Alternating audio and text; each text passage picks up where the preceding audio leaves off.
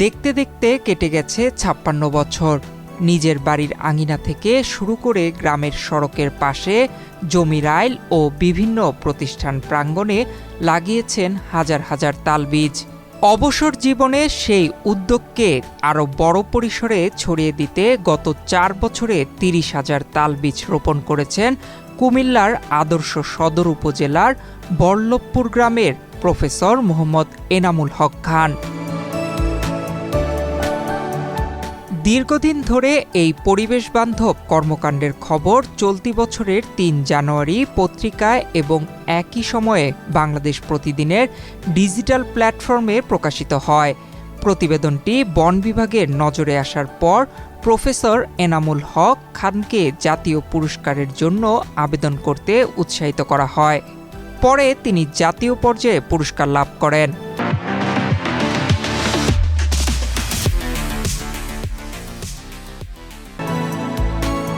এই আগস্ট ঢাকার বন ভবনে আয়োজিত এক অনুষ্ঠানে প্রফেসর এনামুল হক খানের হাতে ক্রেস্ট, সনদ ও চেক তুলে দেন পরিবেশ, বন ও জলবায়ু পরিবর্তন বিষয়ক মন্ত্রী আব্দুল আওয়াল মিন্টু। দীর্ঘদিনের পরিবেশ রক্ষার উদ্যোগের স্বীকৃতি হিসেবে এই পুরস্কার পাওয়ায় বাংলাদেশ প্রতিদিনকে কৃতজ্ঞতা জানিয়েছেন তিনি।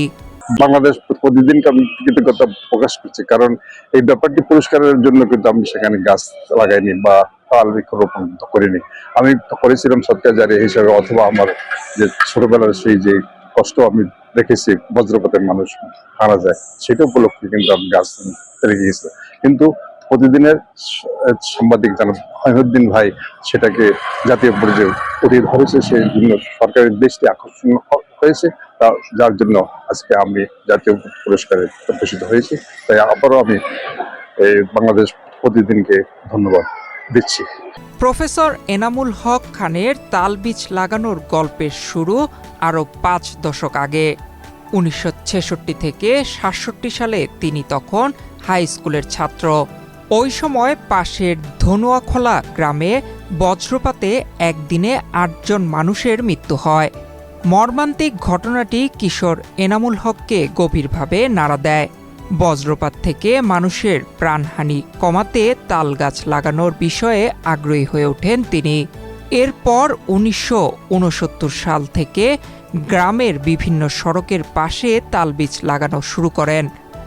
বাড়ির আশপাশ, জমির আইল ও সরকারি সড়কের পাশে নিজের উদ্যোগে লাগান সহস্রাধিক তালবীজ। কর্মজীবন থেকে অবসর নেওয়ার পর এই কাজে তার আগ্রহ আরও বেড়ে যায়। ছোটবেলা থেকে একটা ছিল, ডেস্টিনেশন ছিল, এটা হলো প্রচুর পরিমাণে তাল গাছ। আপনি যে পাশে যে গাছগুলো দেখতে পাচ্ছেন, এগুলো আমি প্রায় ৭০-এর দশক থেকে আমি লাগিয়ে আসতেছি, এবং এগুলো এখন তাল ধরে সবগুলো আরই।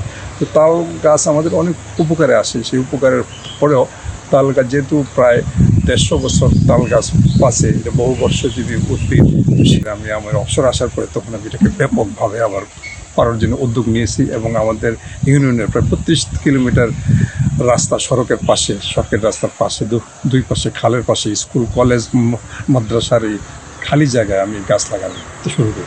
গত কয়েক বছর যাবত আমি গাছ লাগিয়ে, বিশেষ করে গত ২৫ সালে আমি প্রায় ৩০,০০০ গাছ আমি আমার ইউনিয়নে লাগিয়েছি। আগামী ২-৩ বছরের মধ্যে ১ লক্ষ তাল গাছ আমাদের এই ইউনিয়নে লাগাবো, এবং সে খবর আমার প্রস্তুতি সব আছে।